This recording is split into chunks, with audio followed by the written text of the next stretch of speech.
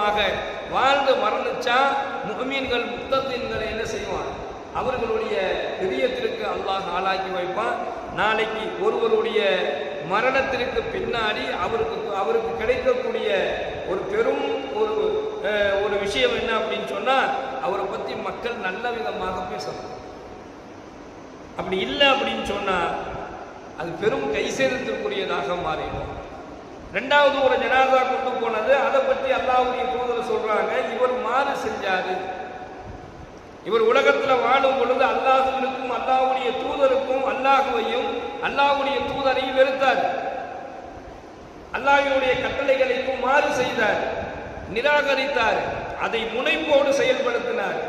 எனவே இவருக்கு உறுதியாகிவிட்டது என்பதாக நபிகள் நாயகம் ஸல்லல்லாஹு அலைஹி வஸல்லம் அவர்கள் கூறினார்கள் என்பதாக புகாரில 1367வது ஹதீஸாக இந்த ஹதீஸ் இடம்பெறுது. ரெண்டே விஷயம்தான், நல்ல செயல்கள் செய்து மரணித்தால் அல்லது அவரை பற்றி அவருடைய மரணத்திற்கு பின்னால் அவரை பற்றி நல்லவர்கள் நல்ல விதமாக பேசினால் அவர் சொர்க்கத்திற்குரியவர். ஒருத்தர் மௌத்தானதுக்கு பின்னாடி யாராச்சும் ஒருத்தவங்க இறந்துட்டாங்க அப்படின்னு சொன்னா அவங்களுடைய குறைகளை பற்றி பேசக்கூடாது. ஒருவர் இறந்து போனதுக்கு பின்னாடி அவருடைய குறைகளை பற்றியே மக்கள் அதிகமாக பேசினாங்க அப்படின்னு சொன்னா வஜபத் அவருக்கும் உறுதியாகிவிட்டது என்பதாக நாயகம் ஸல்லல்லாஹு அலைஹி வஸல்லம் அவர்கள் எச்சரித்து காட்டினார்கள். இரண்டாவது, ஹஜ்ரத் அபூ ஹுரைரா ரலியல்லாஹு அவர்கள் இந்த ஹதீஸ் அறிவிக்கிறாங்க, மன் மாத்த மரீலன் மாத்த ஷஹீதன். நோயாளியாக இருந்து நோயாளியான நிலையிலேயே ஒருத்தர் மரணித்தார்னா அவர் உயிர் தியாகியாகவே மரணிக்கிறார்.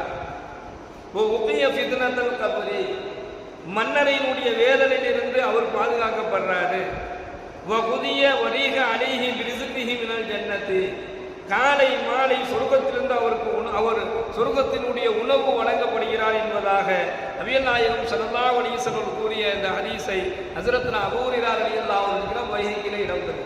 அநேமிக்க சகோதரர்களே, ஒருத்தர் நோயாளியாக இருக்கிறார் அப்படின்னு சொன்னா அவர் நோயினால் பாதிக்கப்பட்டு அந்த நோயினுடைய வழியில அவர் இருக்கக்கூடிய காலம் எல்லாம் என்ன செய்வான், அல்லாஹ் அவருக்கு நன்மைகளை வழங்கிக்கிட்டே இருப்பான். அதனாலதான் யாராவது ஒரு நோய்வாய்ப்பட்டுட்டாருன்னு சொன்னா 3 நாளைக்குள்ள போய் பெருமானார் ஸல்லல்லாஹு அலைஹி வஸல்லம் நலம் விசாரிச்சுக்குவாங்க. அதனாலதான் நோயாளியை நலம் விசாரிப்பதை இஸ்லாம் இபாதத்தாகவே சொல்லுது. இன்னும் அல்லாஹ் கேட்பானா, ஒரு நோயாளியை நம்ம நலம் விசாரிக்க போகல அப்படின்னு சொன்னா அது கேள்வி கணக்கு உண்டு. நீ ஏன் இந்த நோயாளியை போய் நலம் விசாரிக்கணும்னு அல்லாஹ் கேட்க மாட்டான்.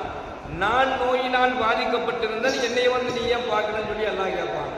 அப்போ அந்த அடியான் யா அல்லாஹ் நீ எப்படி பாதிக்கப்பட்டிருப்ப அப்படிங்கும் பொழுது உங்க பக்கத்து வீட்டுக்காரர்